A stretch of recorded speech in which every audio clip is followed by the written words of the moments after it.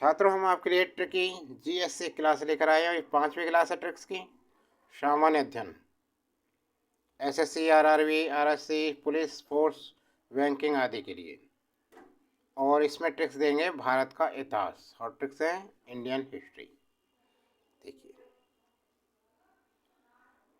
सबसे पहले तो ऐसे छात्र जो पहली बार आए हैं चैनल पर, चैनल को सब्सक्राइब नहीं कर रखा है, चैनल को सब्सक्राइब करें, बेल आइकन दबाएं। देखिए, इसमें है पहली ट्रिक,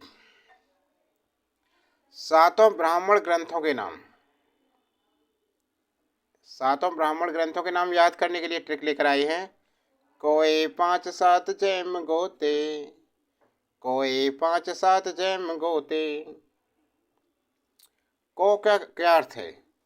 को से बना कौशिकी, ए से ऐत्रेय, 5 से पंच पंचविश, 7 से सत शतपथ, जैम से जैम जैमिनीय, गो से गौ गौपथ, ते से तैतरीय। तो सातों ब्राह्मण ग्रंथ कौन कौन से हैं? कौशिकी, ऐतरेय, पंचविश, शतपथ, जैमिनीय, गौपथ, तैतरीय। हो गए सातों याद? ब्राह्मण ग्रंथ हैं ये सभी। देखिए, ऋषियों द्वारा गद्य रूप में की गई वेदों की व्याख्या ब्राह्मण ग्रंथ कहलाती है। अब सबसे पहले ब्राह्मण ग्रंथ होता क्या है तो देखिए, ऋषियों द्वारा गद्य रूप में की गई वेदों की व्याख्या ब्राह्मण ग्रंथ है। जो देखो, ऋषियों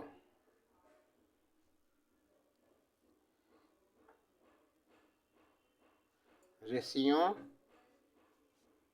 द्वारा गद्य रूप में की गई वेदों की व्याख्या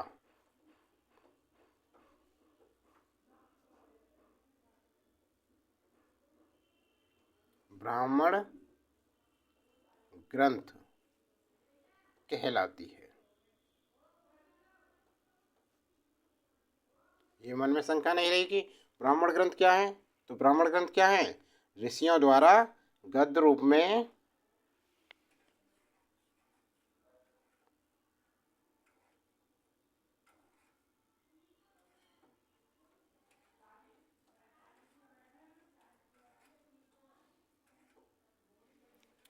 ऋषियों द्वारा गद्य रूप में की गई वेदों की व्याख्या ब्राह्मण ग्रंथ कहलाती है। प्रत्येक वेद के अपने ब्राह्मण ग्रंथ हैं। ये ब्राह्मण ग्रंथ निम्न हैं: ऐत्रेय एवं कौशिकी। जो ये हैं कौशिकी और ऐत्रेय, किस वेद से हैं ये? यह ऋग्वेद के। ऋग्वेद किससे हैं? ऋग्वेद के। और देखिए, पंचविश, षड्विश एवं जैमिनीय। पंचविश किससे है? यह है सामवेद का, सामवेद। और जैमिनीय भी सामवेद से है। यह आ जाता है जैमिनीय ब्राह्मण ग्रंथ किस वेद से है? तो सामवेद के। ये क्वेश्चन बनेगा इससे। शतपथ है शुक्ल, शतपथ शुक्ल यजुर्वेद, यजुर्वेद का है ये।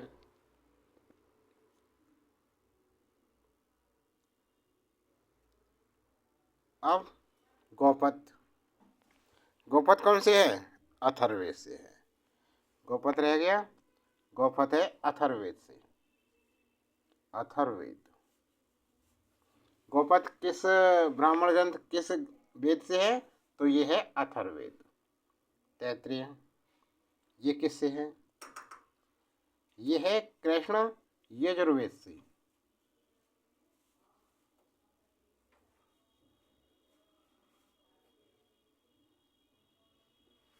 समझ में आ गए सभी? हो गए होंगे। अगली ट्रिक देखिए अब।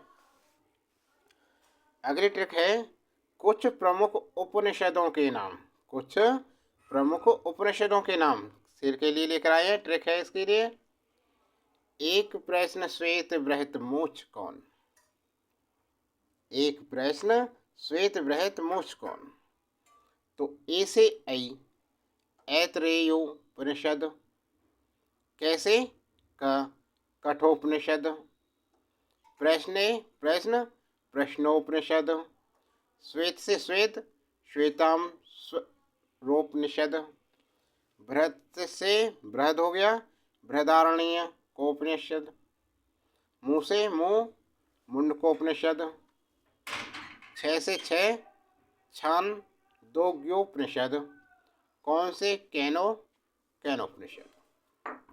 तो उपनिषद के नाम देखिए ध्यान से।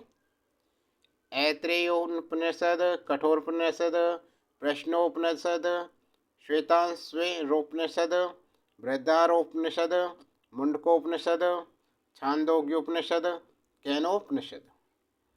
हो गई याद उपनिषद। देखिए उपनिषदों में आत्मा, परमात्मा एवं संपूर्ण विश्व के प्रचलित दार्शनिक विचारों का संकलन है। उपनिषदों में आत्मा, परमात्मा एवं संपूर्ण विश्व के प्रचलित दार्शनिक विचारों का संकलन है। उपनिषदों की कुल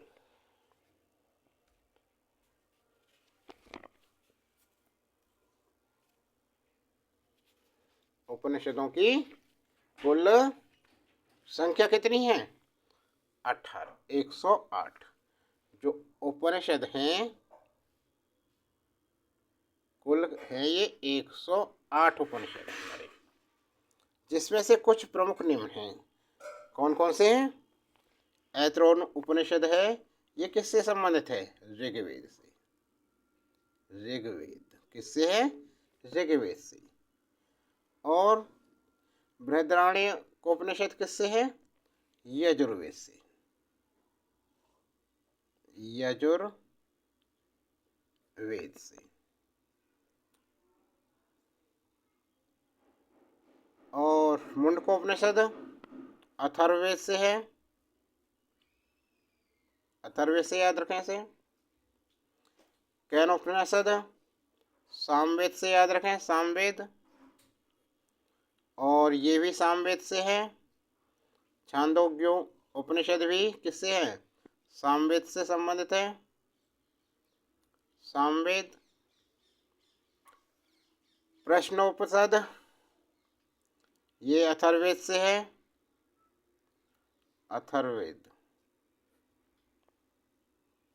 अब रह गया श्वेतांशरोपनिषद, ये है कृष्ण यजुर्वेद से संबंधित है। और अब रह गया एक कठोपनिषद, ये किससे संबंधित है? ये भी कृष्ण यजुर्वेद से संबंधित है।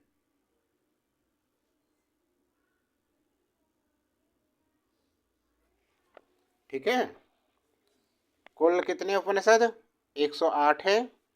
इसकी ट्रिक है कुछ याद करने के लिए। मुख्य जो एक प्रश्न श्वेत बृहत मोक्ष कौन, ऐसे ऐतरेयोपनिषद ऋग्वेद से संबंधित है।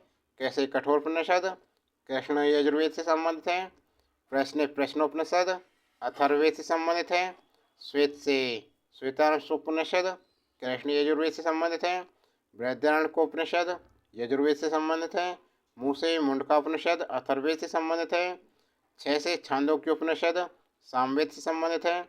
कौन से? कैनोपनिषद सामवेद से संबंधित है। तो छात्रों ये क्लास आपको कैसी लगी? क्लास अच्छी लगी हो तो लाइक कीजिए और कमेंट बॉक्स में अपने सुझाव ज़रूर रखें और ज़्यादा से ज़्यादा शेयर करें। अभी तक चैनल पर नहीं है, चैनल को सब्सक्राइब नहीं कर रखा है तो हमारे चैनल को सब्सक्राइब करें।